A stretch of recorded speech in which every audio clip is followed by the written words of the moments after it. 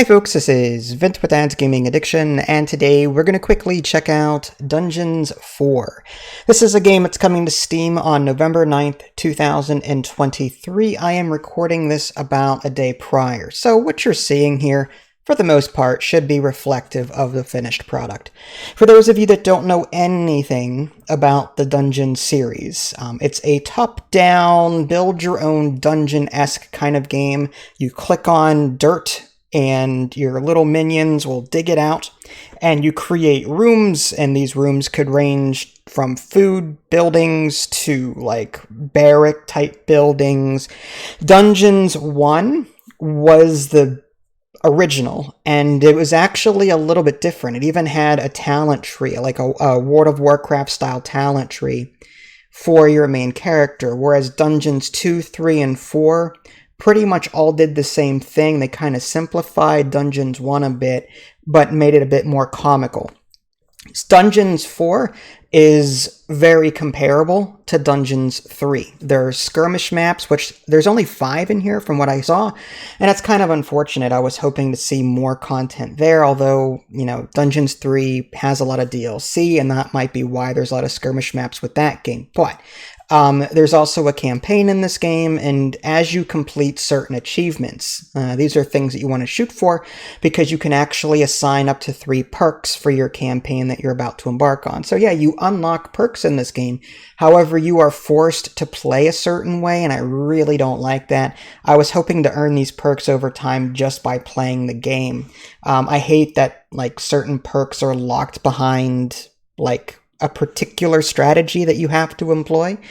As for the rest of it, again, it plays very similar to Dungeons 3 in the sense that while you're underground, you cannot directly control things. Like, you know, when you think real-time strategy game, you think, oh, I can drag a selection box over my units and right-click and move them over here.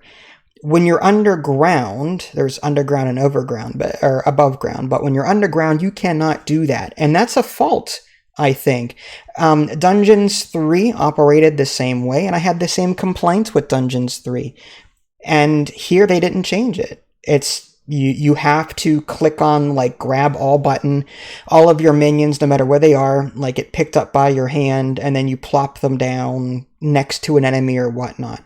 Now, what's cool is that there are new enemy types in this game. There are dwarves, for example, that will have their own little, like, base that you have to kill or destroy. There's also these little creatures that eat mana around the level, and they get stronger as they do so, so you kind of have to prioritize building rooms for your mana collection, as well as, like, destroying them as quickly as possible. Of course, you can build traps in this game as well. I love that. And so, like, this game is, like, 80 to 90% of Dungeons 3. It's like, if you've played Dungeons 3, you'll be able to jump into this game without a problem. But as I said earlier, like, that's also part of the problem. As much as I like Dungeons 3, it had its flaws. And as I was playing Dungeon 4, I'm like, well, yeah, it's still fun because it's pretty much almost the same game, but why didn't they fix this? Why can't I drag a selection box around my people when I'm underground? That's something they should have fixed with this new version, but didn't. You can totally do that above ground, like when you select your units and drag them over and drop them over top of a dungeon entrance, they'll go outside. And there, that turns into a real-time strategy match, and you can drag and move them around. It's just kind of silly. Like, you know, I get the adage, if it ain't broke, don't fix it. But what's funny is they managed to fix the UI, which I was thankful for. The Dungeons 3 UI, like trying to navigate it, the research menu, trying to, like, select certain creatures, that was cumbersome. They've updated the UI in this game, and it's a lot better now. I'm thankful. So that goes back to what I was saying earlier. So the developers recognized that there was a UI issue in Dungeons 3 and fixed that. I like it. I like the research trees. I like the updated UI. That's wonderful. So why can't I control units better underground? And I don't sound like I'm beating a dead horse, but So it goes.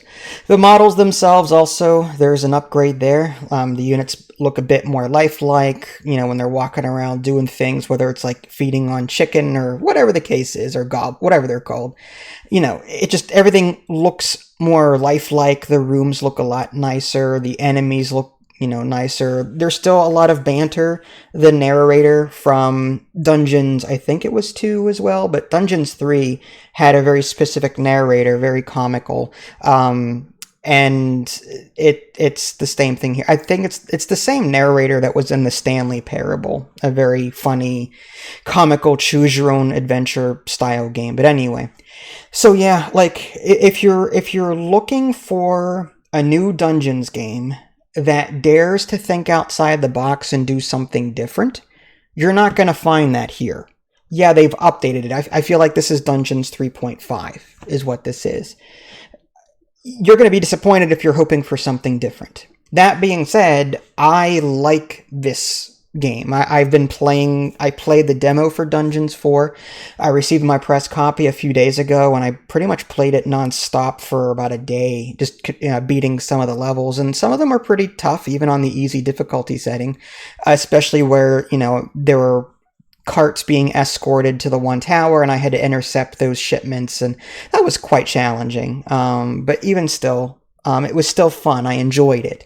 It's just, I wish the developers, despite upgrading certain things, I wish they had brought back talent trees from the first one. I miss the talent trees from the first one. My original, you know, Dungeons 1 game had a character where you got to pick skills and like a World of Warcraft talent tree. I miss that. I want to see more of that as well. So, like, part of me is like, well, okay, thanks for fixing some of the UI. Thanks for updating the game a little bit here and there, but like, it's still the same game. So I guess what I'm saying is, if you really enjoyed Dungeons 3 and, you know, you wanted more of the same, then this game will fit you just fine. If you're hoping for game-breaking, changing concepts, then no, you're not going to find that here. I still recommend that. It's a bit pricey, so maybe wait for a sale if money is tight for you. Well, this is Vince. Thanks for watching. I'll catch you all next time. Take care.